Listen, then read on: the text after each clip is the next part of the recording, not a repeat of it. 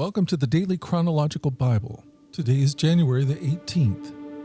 My name is Hunter, and we are reading through the Bible in chronological order as a single story. And that story is all about Jesus. We will look at this whole book through the lens of Jesus.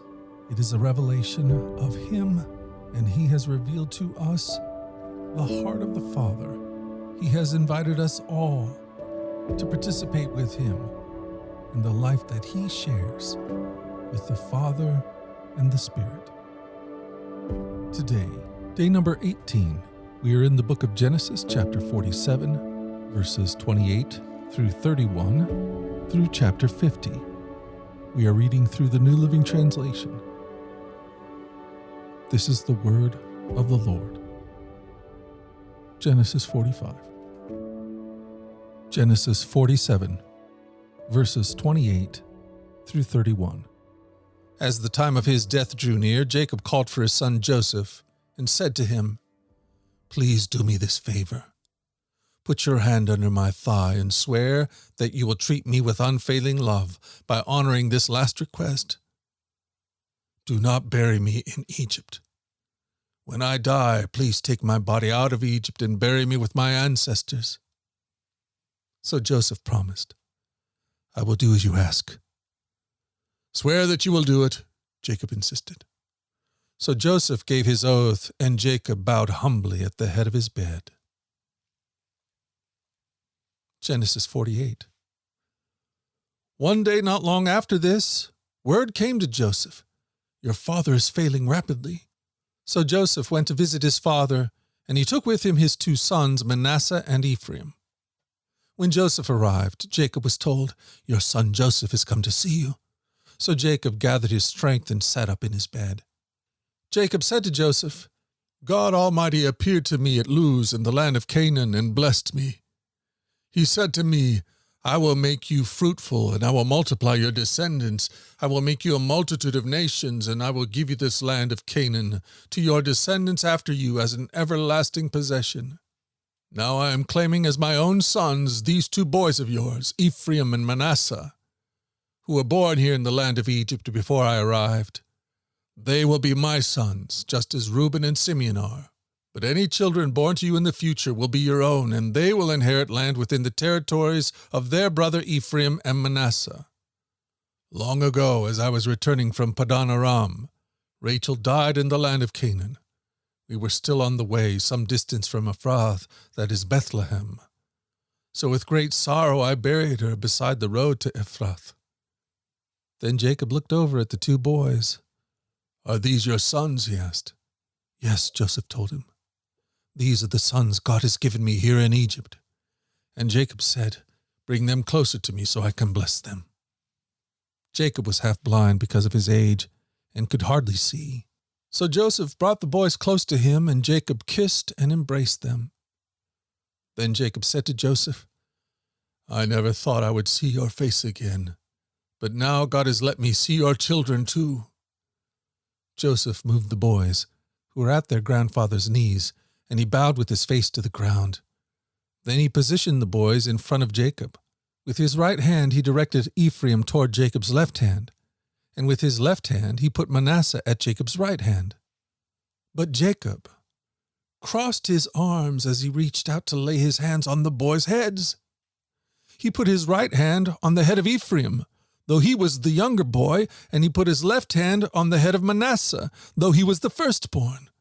Then he blessed Joseph and said, "May the God before whom my grandfather Abraham and my father Isaac walked, the God who has been my shepherd all my life to this very day, the angel who has redeemed me from all harm, may he bless these boys.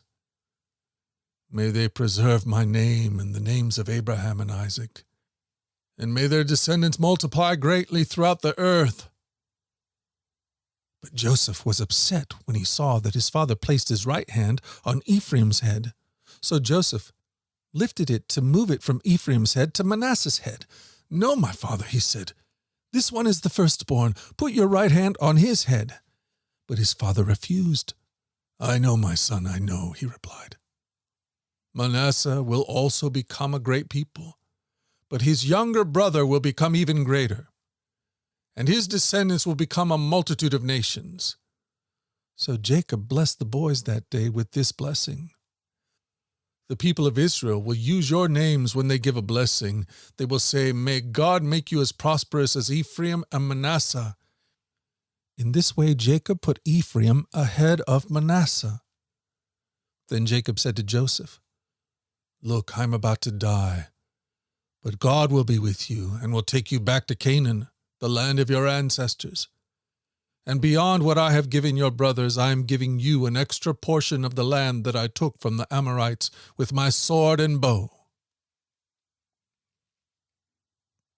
Genesis 49. Then Jacob called together all his sons and said, "Gather around me, and I'll tell you what will happen to each of you in the days to come. Come and listen, you sons of Jacob.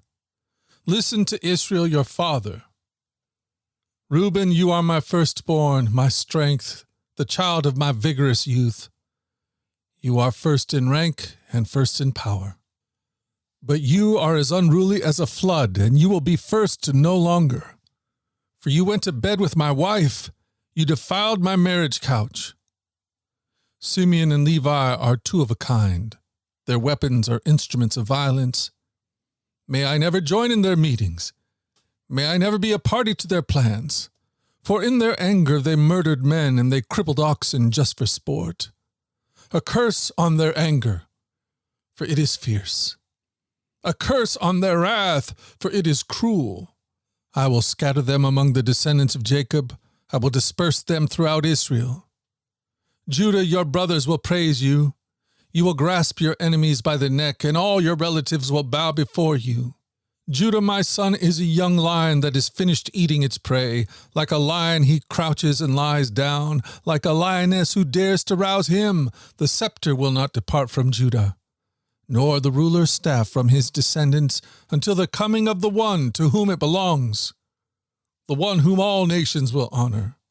He ties his fowl to a grapevine, the colt of his donkey to a choice vine. He washes his clothes in wine, his robes in the blood of grapes. His eyes are darker than wine, his teeth are whiter than milk. Zebulun will settle by the seashore and by a harbor for ships. His borders will extend to Sidon. Issachar is a sturdy donkey resting between two saddle packs.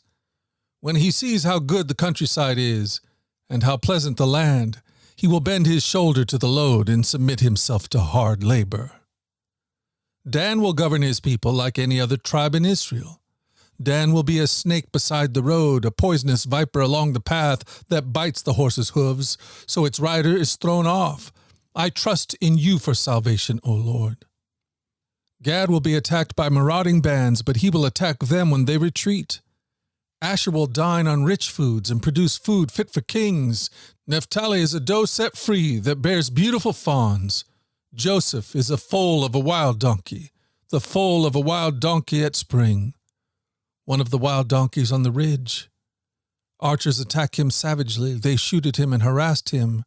But his bow remained taut, and his arms were strengthened by the hand of the mighty one of Jacob, by the shepherd, the rock of Israel. May the God of your father help you. May the Almighty bless you with the blessing of the heavens above, and blessings of the watery depths below, and blessings of the breasts and womb. May my fatherly blessings on you surpass the blessings of your ancestors, reaching to the heights of the eternal hills. May these blessings rest on the head of Joseph, who is a prince among his brothers. Benjamin is a ravenous wolf, devouring his enemies in the morning and dividing his plunder in the evening. These are the 12 tribes of Israel, and this is what their father said as he told his sons goodbye. He blessed each one with an appropriate message. Then Jacob instructed them, "Soon I will die and join my ancestors. Bury me with my father and grandfather in the cave in the field of Ephron the Hittite. This is the cave in the field of Machpelah, near Mamre in Canaan, that Abraham bought from Ephron the Hittite as a permanent burial site. There Abraham and his wife Sarah are buried. There Isaac and his wife Rebekah are buried. and there I buried Leah. It is the plot of land and the cave that my grandfather Abraham bought from the Hittites. When Jacob had finished this charge to his sons, he drew his feet into the bed, breathed his last, and joined his ancestors in death. Genesis 50. Joseph threw himself on his father and wept over him and kissed him. Then Joseph told the physicians who served him to embalm his father's body, so Jacob was embalmed. The embalming process took the usual 40 days, and the Egyptians mourned his death for 70 days. When the period of mourning was over, Joseph approached Pharaoh's advisers and said, "Please do me this favor, and speak to Pharaoh on my behalf. Tell him that my father made me swear an oath. He said to me, 'Listen, I'm about to die. Take my body back to the land of Canaan and bury me in the tomb I prepared for myself. So please allow me to go and bury my father. After his burial, I will return without delay.' Pharaoh agreed to Joseph's request. 'Go and bury your father, as he made you promise,' he said. So Joseph went up to bury his father. He was accompanied by all of Pharaoh's officials, all the senior members of Pharaoh's household, and all the senior officers of Egypt. Joseph also took his entire household and his brothers and their households. But they left their little children in flocks and herds in the land of Goshen. A great number of chariots and charioteers accompanied Joseph. When they arrived at the threshing floor of Atad near the Jordan River, they held a very great and solemn memorial service, with a 7-day period of mourning for Joseph's father. The local residents, the Canaanites, watched them mourning at the threshing floor of Atad.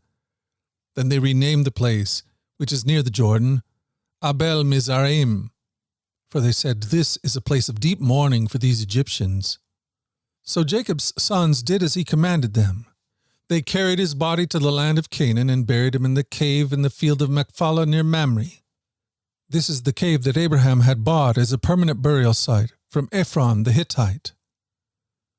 After burying Jacob, Joseph returned to Egypt with his brothers and all who had accompanied him to his father's burial.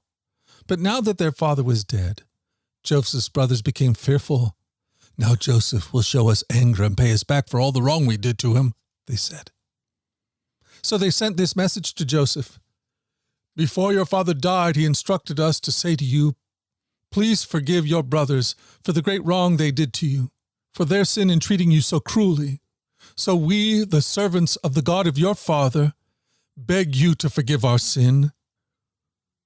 When Joseph received the message, he broke down and wept. Then his brothers came and threw themselves down before Joseph. "Look, we are your slaves," they said. But Joseph replied, "Don't be afraid of me. Am I God, that I can punish you? You intended to harm me, but God intended it all for good. He brought me to this position so I could save the lives of many people. No, don't be afraid. I will continue to take care of you and your children." So he reassured them by speaking kindly to them. So Joseph and his brothers and their families continued to live in Egypt. Joseph lived to the age of 110. He lived to see 3 generations of descendants of his son Ephraim, and he lived to see the birth of the children of Manasseh, son of Machir, whom he claimed as his own. "Soon I will die," Joseph told his brothers, "but God will surely come to help you and lead you out of this land of Egypt. He will bring you back to the land he solemnly promised to give to Abraham, to Isaac, and to Jacob." Then Joseph made the sons of Israel swear an oath, and he said, "When God comes to help you and lead you back, you must take my bones with you." So Joseph died at the age of 110. The Egyptians embalmed him, and his body was placed in a coffin in Egypt. This is the word of the Lord. The Daily Chronological Bible. Join us at our flagship podcast, The Daily Radio Bible, where we read through the entire Bible over the course of a year. In our daily reading and meditation, we open our hearts to the God who is love. Find out more at dailyradiobible.com or wherever you get your podcast. These podcasts are entirely listener-supported. If you'd like to partner with us to make sure that these podcasts continue each and every day, you can do that by going to dailyradiobible.com and clicking the donate link. And all your gifts are tax deductible. Until tomorrow, let's go forward in God's joy. Let's let His joy be our strength. And let us always remember this, that you are loved. We'll talk again tomorrow. You take care.